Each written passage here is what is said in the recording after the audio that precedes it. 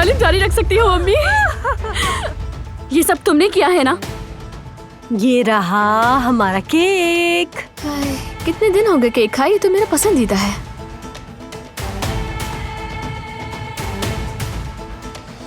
बरहान please ऐसा मत करो बरहान, छोड़ दो मुझे। कोई ड्रामा चल रहा है यहाँ पर। बिल्कुल, बहुत ही दिलचस्प ड्रामा है।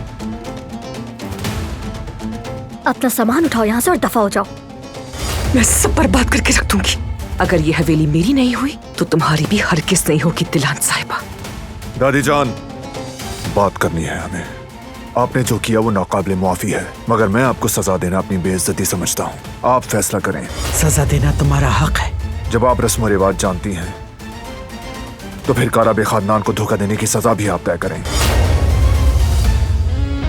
वो कहानियाँ अधूरी जो न हो सकेगी पूरी, उन्हें मैं भी क्यों सुनाऊं, उन्हें तुम भी क्यों